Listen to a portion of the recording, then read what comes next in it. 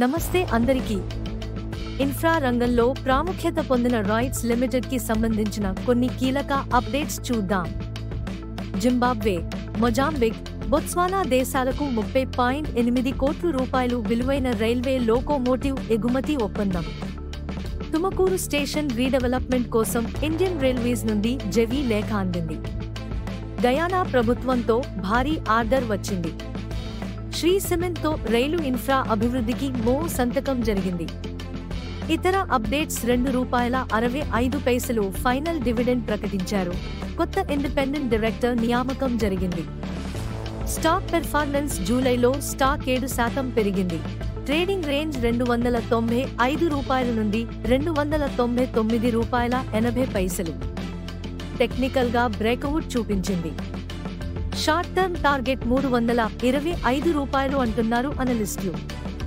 Fundamentals order book ₹7,978 కోట్ల, 2.5 ఏళ్ల పనికి హామీ.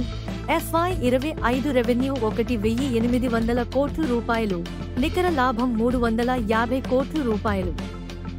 రో 15 నుండి 18%, డివిడెండ్ యీల్డ్ 3%, పూర్తిగా డెట్ ఫ్రీ కంపెనీ.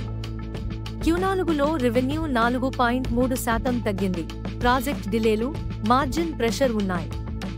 ఎగ్జిక్యూషన్ కీలకం. PSUs లో గవర్నమెంట్ పాలసీస్ ప్రభావితం చేస్తాయి. కానీ స్టాక్ నిబద్ధతగా నడుస్తోంది. డివిడెండ్ అందిస్తోంది. గ్లోబల్ ఎక్స్పాన్షన్ జరుగుతోంది. గత 3 సంవత్సరాల్లో 150% రిటర్న్స్ ఇచ్చింది. ఇప్పుడైతే మరింత స్టెబుల్ గ్రోత్ ఉందని అనలిస్టులు చెబుతున్నారు. రాయిట్స్ ఎల్టీడీ అనేది సురక్షితమైన ప్రభుత్వ company. Steady growth, dividend, international ఆర్డర్లు ఇవన్నీ దీనిని లాంగ్ టర్మ్ కన్సర్వేటివ్ ఇన్వెస్టర్లకు అద్భుతమైన ఎంపికగా మార్చాయి.